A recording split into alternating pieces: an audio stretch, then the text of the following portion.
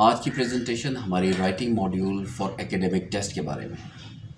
Writing module academic test का और general test का डिफरेंट होता है, इसलिए एक सेपरेट वीडियो, एक सेपरेट प्रेजेंटेशन बनाई गई है जिसमें एकेडमिक टेस्ट के राइटिंग मॉड्यूल के बारे में बताया गया है विद एग्जांपल्स कि ये क्या है, कैसा है और इसको किस तरह से सॉल्व करना है। So let's move on to our presentation.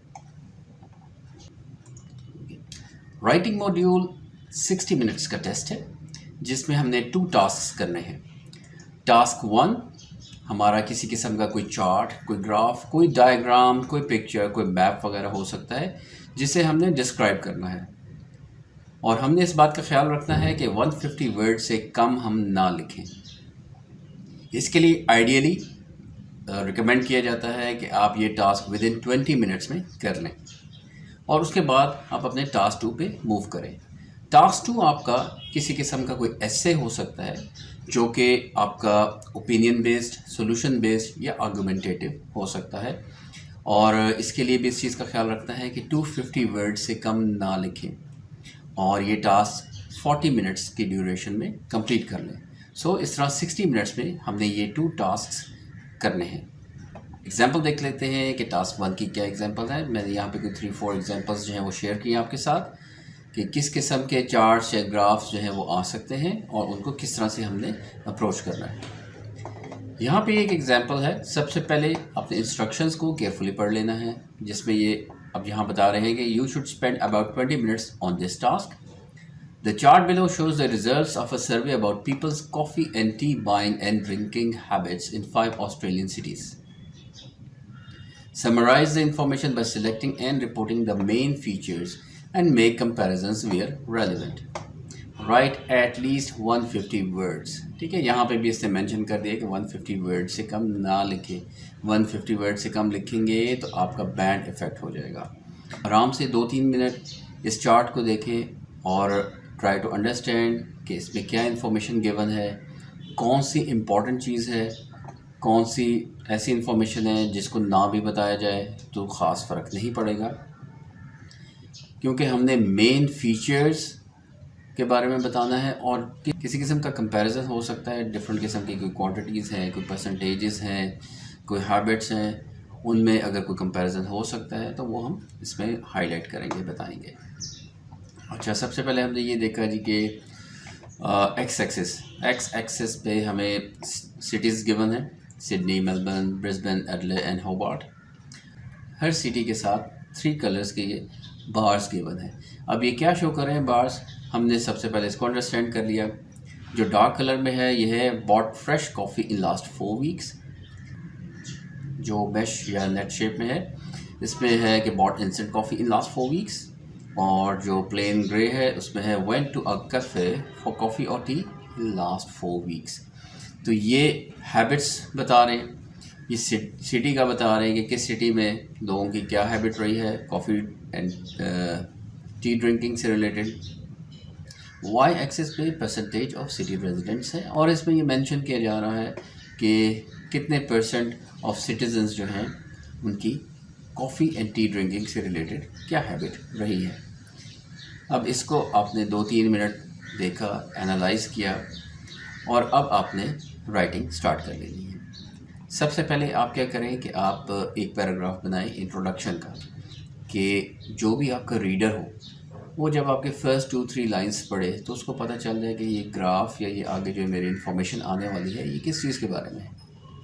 फिर उसके बाद आप अपने एनालिसिस के अकॉर्डिंग इस इंफॉर्मेशन को ऑर्गेनाइज करते हुए आप 1 और 2 और मैक्सिमम 3 पैराग्राफ जो है वो आप इसमें लिखें और उसके बाद एक फ़ाइनल आप पैराग्राफ बना सकते हैं जिसमें कंक्लूजन हो या मेन जो भी हाईलाइट है आपकी फाइंडिंग से, आपके एनालिसिस के बाद, वो आप उसमें लिख सकते हैं। अच्छा, अब इसमें एक चीज़ का ख्याल रखना है कि अपनी तरफ से कोई इन्फॉर्मेशन नहीं ऐड करनी, क्योंकि ये टास्क है सिर्फ डिस्क्राइब करने के बारे में। आप इस तरह से समझ लें कि आप अपने कोई कॉलेज, कोई यूनिवर्सिटी प्रोफेसर के लिए आप एक रिपोर्ट लिख रहे हैं और उसमें हमने कोई इन्फॉर्मेशन ऐड अप नहीं करनी, बल्कि जो हमें चार्ट गिवन है उसी को डिस्क्राइब करना है। टास्क 1 की एक और एग्जांपल है जिसमें नंबर ऑफ़ टूरिस्ट के बारे में बताया गया है। Number of tourists visiting a Caribbean island 2010 से 2017 के दौरान, and then millions of visitors के क्या है। ये एक लाइन ग्राफ की एग्जांपल है। फिर ये एक एग्जांपल है जिसमें हमें एक पाई चार्ट भी गिवन है और एक टेबल भी गिवन है। इसको भी इसी तरह हमने इंस्ट्रक्शंस को केयरफुली पढ़ना है, देखना है कि इन चार्ट्स में क्या इम्पोर्टेंट इंफॉर्मेशन गिवन है जिसको हमें हाईलाइट करना चाहिए, जिसको हमें बताना चाहिए, और फिर किस किस्म का कोई कंपैरिजन हो सकता है। इस चार्ट और टेबल की इंफॉर्मेशन के दरमियान कोई कंपैरिजन हो सकता है, या यही जो चार्ट गिवन है या ये जो टेबल गिवन है इसकी अपने जो इन्फॉर्मेशन है उसके अंदर कंपैरिजन हो सकता है कि नहीं।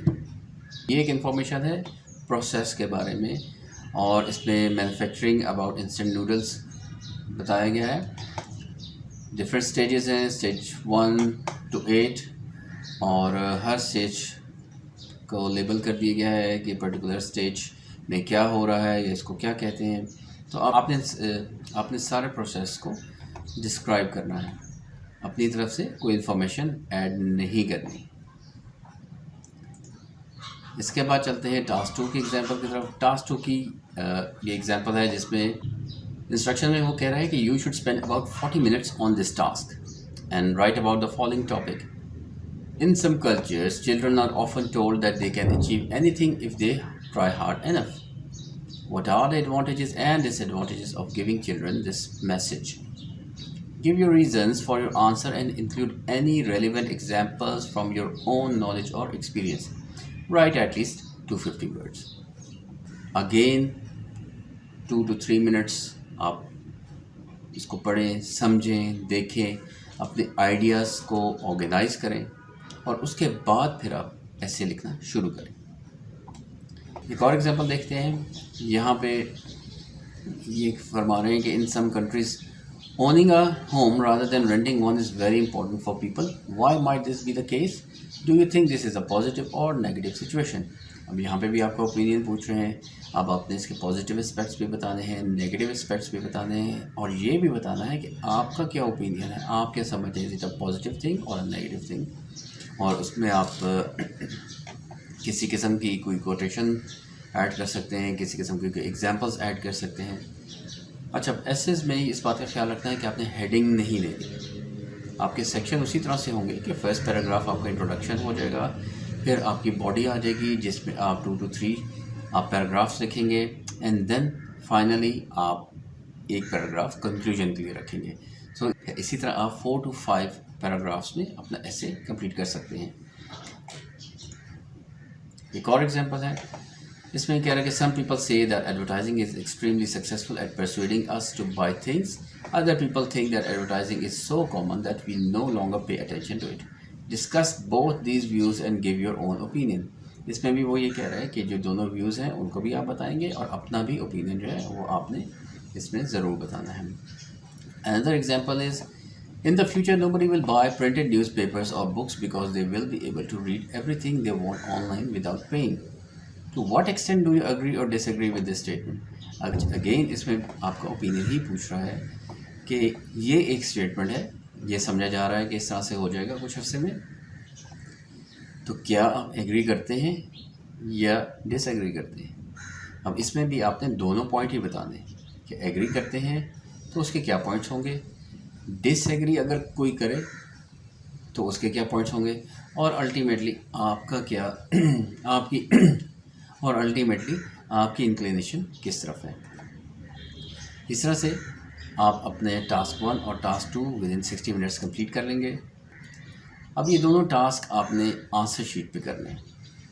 आइल्स writing answer sheet for task 1 ये गिवन है, और इसको सबसे पहले केयरफुली आप फिल इन कर लेंगे। कैंडिडेट नेम लिख लें, अपना नंबर लिखेंगे, सेंटर नंबर लिखेंगे, then purpose of test module कौन सा है, क्योंकि आपका एकेडमिक है तो आप एकेडमिक को फिल इन करेंगे, डेट लिखेंगे, एंड देन आप अपनी राइटिंग इस पर स्टार्ट कर देंगे।